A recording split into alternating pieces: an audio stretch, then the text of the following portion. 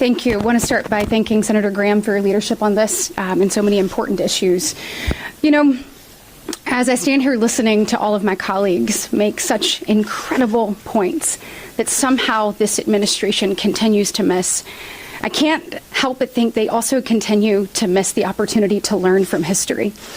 As we heard Senator Daines talk about what's happening on our college campuses, talking about the lack of enforcement of Title VI, this administration refusing to protect our Jewish brothers and sisters as they want to go to class, they want to eat peacefully in dining halls, be okay in their dorms.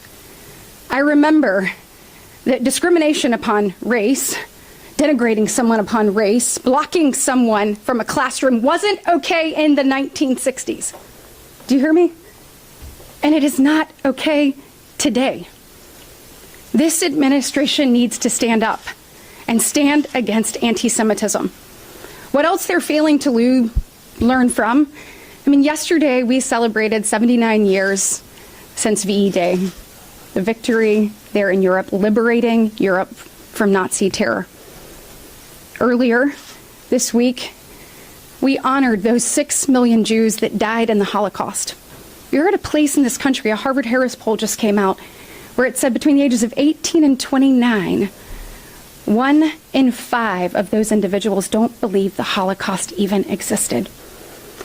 And on that note, I think it's important that we continue to tell the story of October 7th, because somehow that has gotten lost. Senator Graham led a delegation to Israel. We sat across from Israeli leaders.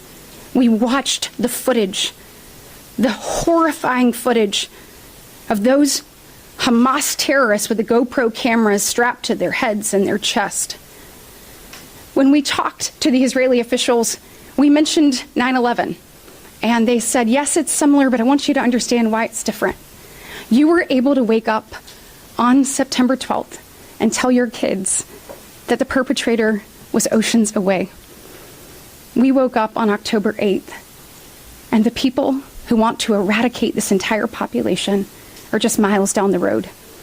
I want you to think of what we're asking for parents in Israel who are tucking their children in at night. These disgusting, barbaric terrorists, they're not going after soldiers. They're coming after babies and beheading them.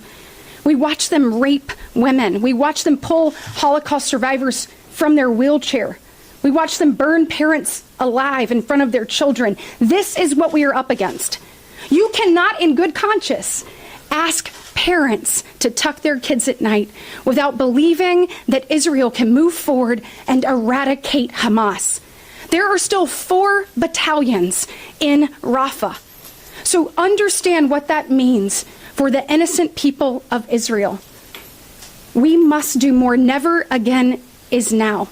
And I urge the President of the United States to not be the very first president to not stand with Israel. They are our greatest ally, and they deserve us to stand shoulder to shoulder with them as they fight the evil that is Hamas.